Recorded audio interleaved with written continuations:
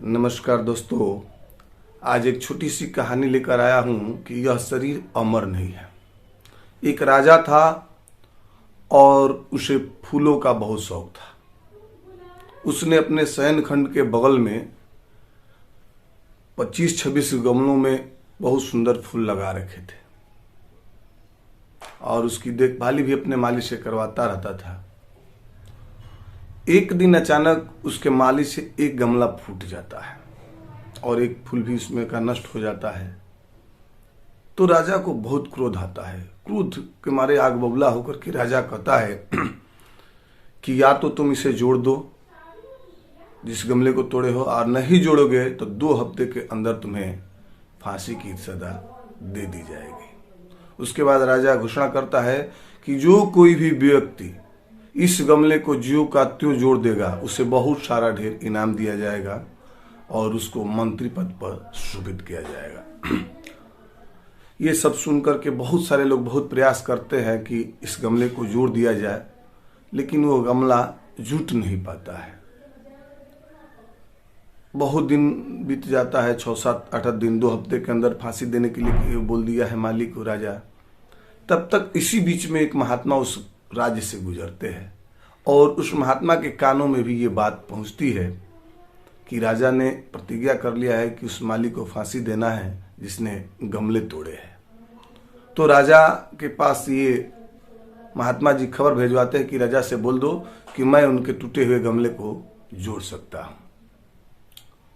तो राजा जी जब सुने तो बुलाए कि अरे महात्मा जी जोड़ सकते हैं, तुमको बुलाया जाए। महात्मा जी को बुलाए और पूछे कि महात्मा जी आप जोड़ सकते हैं? बोला कि हाँ, मैं आपके टूटे हुए गमलों को ज्यों का त्यों जोड़ सकता हूं, मगर मेरा भी एक सलाह है, आप उसको मान लीजिए कि यह शरीर जो है यह अमर नहीं है। मानव शरीर भी जब अमर नहीं है, आती है जाती है, मरना पड़ता है, तो ये मिट्टी के जो गमले बने हैं इसका क्या पड़ा? ये तो टूटेंगे, फूटेंगे, गलेंगे, इनका तो स्वभाव है ये टूटना फूटना। और साथ ही में जो पौधे हैं वो भी टूटेंगे, फूटेंगे, मुरझाएंगे, कटेंगे।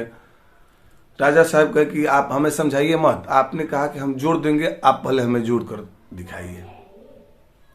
तो महात्मा जी कहे ठीक है, हम जोड़ देंगे। और राजा उनको वहां लेकर गए जहां गमले रखे हुए थे। महात्मा जी ने कहा कि हमको एक मजबूत डंडे की जरूरत है, उस डंडे से हम इसको जोड़ेंगे।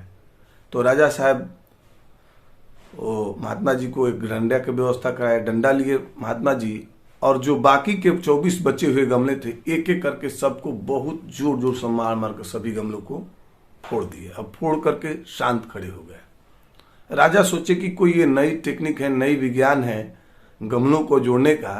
कुछ देर तक राजा इंतजार किए, लेकिन देखे कि महात्मा जी खड़े हैं, कुछ कर नहीं रहे हैं। तब पूछे कि महात्मा जी आप अभी तक गमले जोड़ नहीं रहे हैं? बोले कि अभी तक तुम्हें समझ में नहीं आया, मैंने एक आदमी के साथ साथ 24 लोगों की जान बचा दी और तुम कह रहे गमले जोड़ दो। एक गमला फूटा तो एक आदमी का जान जाता, आज मैंने 24 लोगों का जान बचाया, क्योंकि आज नहीं तो कल कभी न कभी तो ये गमले फूटने ही थे और फूटेंगे ही। तो ऐसे करके एक एक करके 24 लोगों का आप जान ले लेते। महात्मा जी की बातों को राजा तुरंत समझ गया और उनके चरणों पर गिर गया और जो माली था उसको सजा मुक्त कर दिया, फांसी से मुक्ति दे दी। ये आप समझने की कोशिश कीजिए, किसी छोटी मोटी त्रुटि की इतनी बड़ी सजा किसी को नहीं देना चाहिए कि उसको ये जीवन से जीवन खोना पड़े। इसलिए कोई भी सजा देने से पहले 2-4-5 मिनट समझना चाहिए, सोचना चाहिए। किसी को भी छोटी मोटी गलतियों का बहुत बड़ा सजा नहीं देना चाहिए। इस कहानी से यही हमें सीख मिलती है। आगे और सारी कहानियों को सुनने के लिए आप हमारे चैनल को सब्सक्राइब कर लीजिए और अच्छा लगे तो इस वीडियो को शेयर भी कर दीजिए।